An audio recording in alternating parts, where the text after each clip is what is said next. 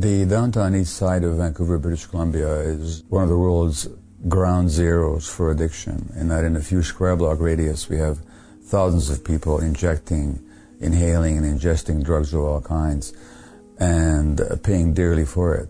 These people are often outside the law, certainly beset by many medical problems due to injection drug use, including psychosis, including HIV, including hepatitis C, cancers. They die of overdoses. This is trench warfare, and the people that are the frontline soldiers dying from it are the people affected by addiction. So that's where I worked for 12 years. And what I learned could be summed up really very briefly by saying that addiction is not a choice that anybody makes, it's not a moral failure, it's not an ethical lapse, it's not a weakness of character, it's not a failure of will, it's just how our society depicts addiction, nor is it an inherited brain disease, which is how the medical tendency is to see it. What it actually is, it's a response to human suffering. And all these people that I worked with had been severely traumatized as children. All the women had been sexually abused, all the men had been traumatized, some of them sexually, physically, emotionally neglected. And not only is that my perspective, it's also what the scientific and research literature shows. So addiction then is actually, rather than being a disease as such or a human choice, it actually is, it's an attempt to escape suffering temporarily.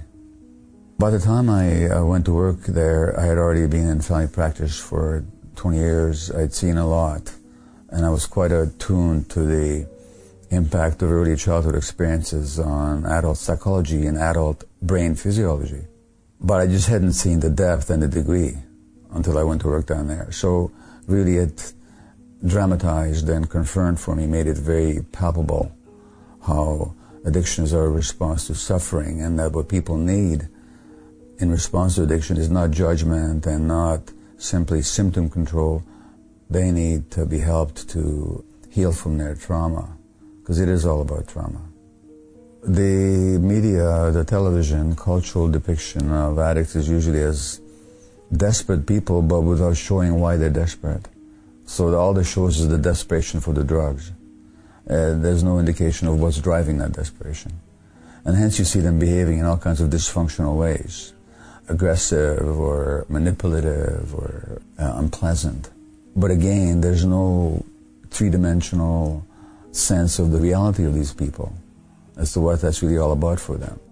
Is it possible to cure people? You're speaking from the Western model, where I am the expert and you're the one with the disease, and I'm going to cure you like you cure a piece of meat. You know, no. The answer to that question, framed that way, is no. It's not possible. If you're asking, is it possible for people to heal from trauma sufficiently that they don't have to keep escaping into addictions to lessen the suffering of their trauma? Yes, that's entirely possible. But the question is, under what conditions is that possible? And under the conditions that obtain in London, UK, or Vancouver, British Columbia, or in New York, or any place, under the conditions that obtain socially, legally, and from the perspective of medical practice, it's hardly a likelihood, because we're approaching it from the wrong direction and with the wrong perspective.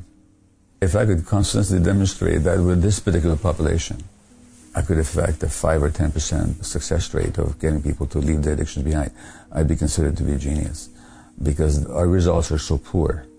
When I say ours, I don't mean ours specifically in Vancouver. I don't mean that. I mean the overall treatment model for addiction is so poor in succeeding with the most affected segments of the population.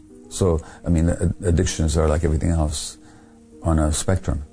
So a lot of people do heal from addictions, but the most inveterate, most entrenched addicts, they have the hardest time. And they're also the ones whom society gives the hardest time, so that it makes it even harder to help them. Never mind they don't get the help they need, they actually get actively punished. And so what you've actually got is traumatized children.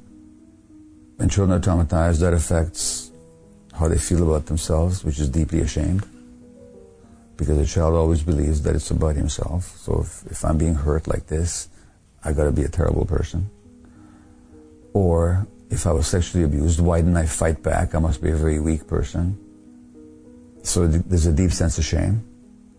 Then there's tremendous emotional pain that accrues from abuse and neglect. Tremendous emotional pain that is hardly possible for people to bear. Now they have to soothe their pain with substances or other compulsive behaviors. Then the trauma itself, given that the human brain develops an interaction with the environment, shapes the brain circuitry in such a way that the person will be more likely to find relief from the drugs. So the very physiology of the brain is affected by early trauma. So then you take these traumatized people and you make their habit illegal. It's not illegal to drink yourself to death. It's not illegal to make yourself sick with emphysema or lung cancer by means of cigarettes, but it is illegal to use other substances. So now you take these abused, traumatized people, you place them outside the law, you put them in jails, and you hound them all their lives, treating them like criminals and bad people and failures and rejects and less than human. And then we wonder how come they don't get better.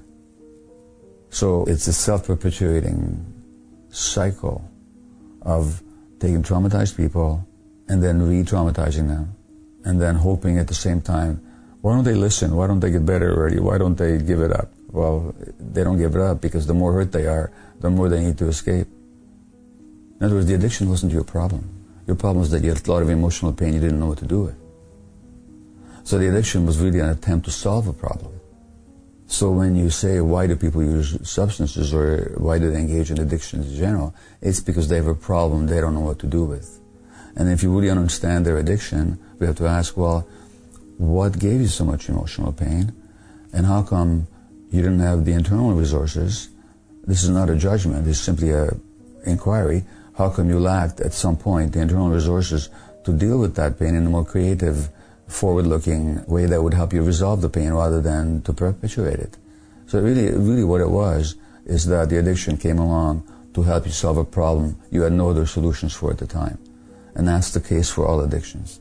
So why do people use? Why do people engage in addictions? Because they have deep emotional problems they don't have the means to resolve on their own. That's why they use. The average medical student, until very recently, has never even heard the word trauma in their education. It doesn't show up. We don't talk about it. We don't talk about its impact on the brain, on the personality, on the emotional life of people, on its impact on people's physical health. It's not a word that we mention. We're traumaphobic. As a fellow doctor said to me, the medical profession is traumaphobic. Psychiatrists these days are trained mostly in this biological model of psychiatry where everything comes down to a biological brain disease. Here, let's give you a pill. The last thing most psychiatrists know how to talk about is actually emotional pain or its origins in human experience. You'd think they know how to do that, but they don't. They're not trained in it. It's not part of the predominant medical ideology. And, you know, as a physician, I can tell you, we like to think of medical as a science, and it has certainly great scientific achievements to its credit and great scientific insights to buttress its successes. But it's as much as ideology as science. And ideology has certain hidden assumptions that are hidden from the people that believe in ideology. And so that if something is excluded by your ideology, you just won't see it. And so that you can be talking to somebody about your addiction, and the simple question, what did they do for you? And how come you're in so much emotional pain? Doesn't occur to anybody, you know, trained in the classical manner. No, this is true not just for physicians, it's true for a lot of psychologists as well, who are more interested in solving your problems and getting you to overcome the behavior than in asking, well, okay, where does the behavior come from? And what are you still carrying inside that's making you behave that way? And how can we help you resolve what's inside you?